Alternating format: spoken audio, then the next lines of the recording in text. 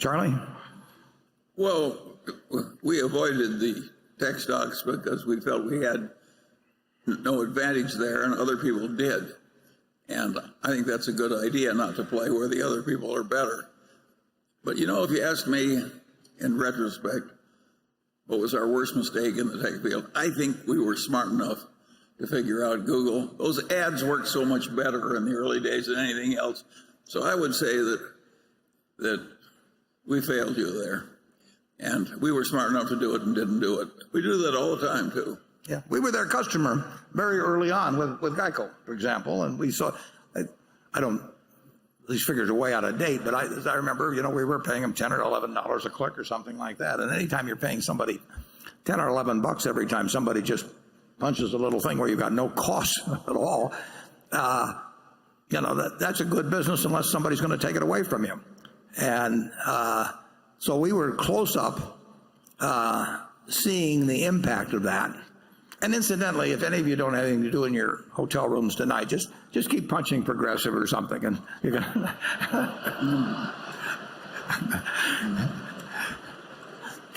don't really do that. The thought just happened to cross my mind. But that is, you've never seen a business, almost never seen a business like it, where and I think for LASIK surgery and things like that, I think the figures were, $60 or $70 a click with no incremental, no cost. So, and I knew the guys. I mean, they actually designed their prospectus. They came to see me, and they, a little bit after the original one, when they went public, a little bit after Berkshire even. And so I had plenty of ways to ask questions or anything of the sort, educate myself, but I blew it. We blew Walmart too. When it was a total cinch, we were smart enough to figure that out, and we didn't. Yeah, figuring out execution is what counts. So, anyway, and I could be making two mistakes on IBM. I mean,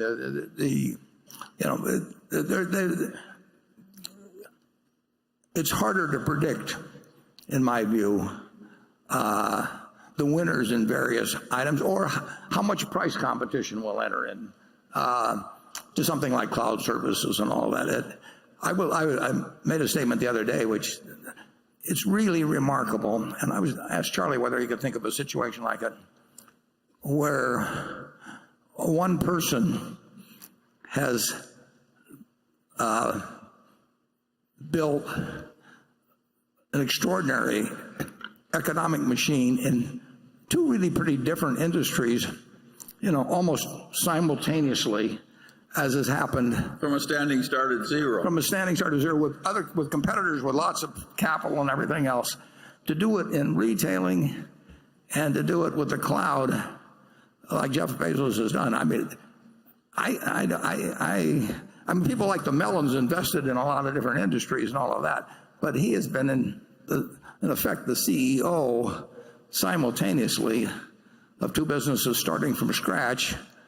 That if Andy Grove at Intel used to say, think about if you had a silver bullet and you could shoot it and get rid of one of your competitors, who would it be? Well, I think that both in the cloud and in retail, there are a lot of people that would aim that silver bullet at Jeff.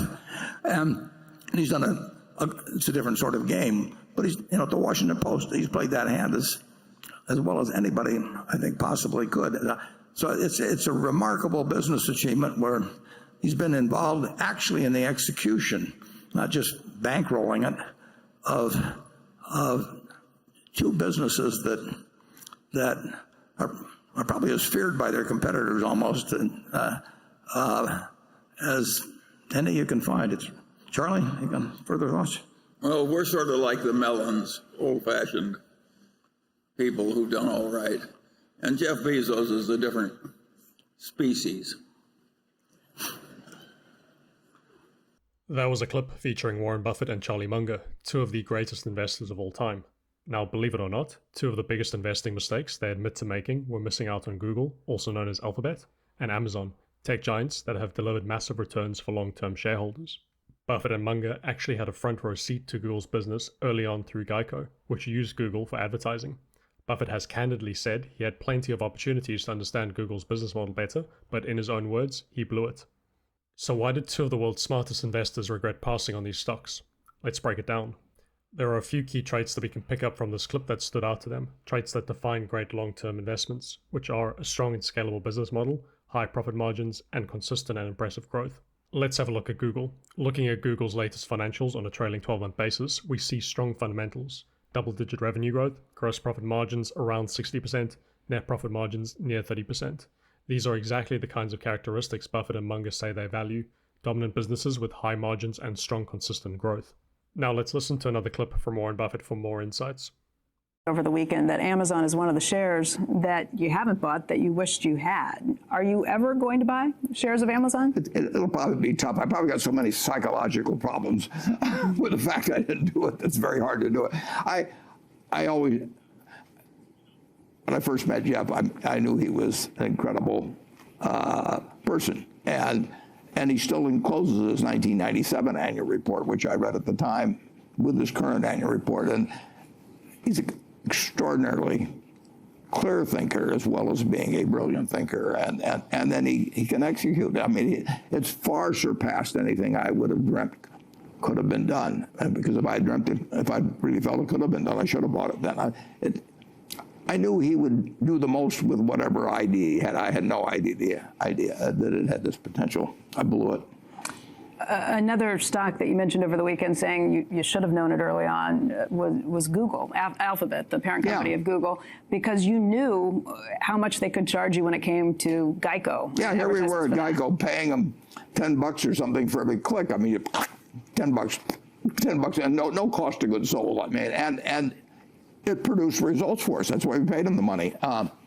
So I had seen the product work, and I knew the kind of margins. I mean, I always said it's great to find something that costs a penny and sells for $1 and is habit forming. This doesn't cost anything, and it's very useful. I mean, if you're looking up auto insurance on Geico, you've got an interest in auto insurance. I mean, it's a very directed way of talking to people. So the real question in my mind, I'd seen all of Vista before. I used to play bridge on all of Vista, and what I didn't know was whether there'd be more entrants. I didn't know enough about technology to know whether this really was the one that would stop the competitive race and all that. But I should have done Google too. You can count on it continuing in a very big way, but there are consequences to everything in economics. But that is why the Googles and the Apples, and we don't own Google, we don't own Microsoft, but they are incredible companies in terms of what they earn on capital. They don't require a lot of capital, and they gush out more money. Once again, Buffett drives home the importance of a strong business model, high margins, rapid growth, and additionally, high returns on capital. One metric Buffett especially focuses on is returns on capital.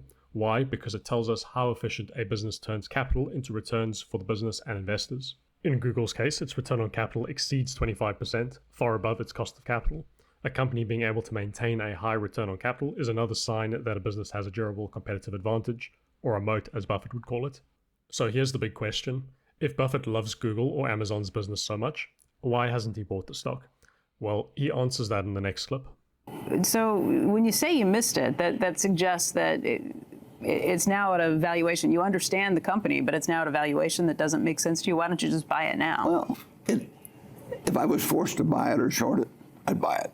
Same way as Amazon. But it's a little hard when you look at something at X and it sells at 10X. To buy it, it shouldn't be. But I can just tell you psychologically, it's harder if you looked in the first place and passed it at X to then buy it at 10X. That's cost people a lot of money in Berkshire. I mean, they saw it at a lower price, and they just said, if it ever gets back there, I'll buy it. That's a terrible way to think, but the train has left the station, as Joe likes to so frequently point out. Here, Buffett reveals that although Google and Amazon have been a buy in the past, psychological biases like being anchored to a lower price have held him and others at Berkshire Hathaway back from buying. That's a lesson in investor psychology. Even the best in the world can be held back by mental roadblocks. Now let's go back to Google's valuation. We can see here that historically Google has traded at a price-to-earnings ratio between 20 and 25. Today it is trading around 17 times earnings, the lowest valuation Google has ever had. Now, why is that? Well, it's largely due to a combination of factors, like the recent market crash, concerns over antitrust regulation, and broader macroeconomic uncertainty like trade tariffs and a broader tech sell-off. Despite all this, Google's revenue, profits, and free cash flow have continued to grow in their most recent earnings report, while the stock price has stayed relatively flat, translating to a more attractive valuation on a numbers basis. Though I would caution investors to not just consider the current numbers, but also how these factors might impact future growth. To recap, Warren Buffett and Charlie Munger's reflections on Google and Amazon offer timeless investing lessons, which I think can be summarized into being on the lookout for companies with strong business models and fundamentals, and not letting mental biases keep you from taking action. That's it for this video. If you found this video helpful, make sure to like, subscribe, and hit that notification bell so you don't miss out on future videos breaking down investing strategies, stock market insights, and financial wisdom from the world's top investors. I'd love to hear your thoughts. Let me know in the comments if you're buying Google or Amazon. Thanks for watching, and I'll see you in the next one.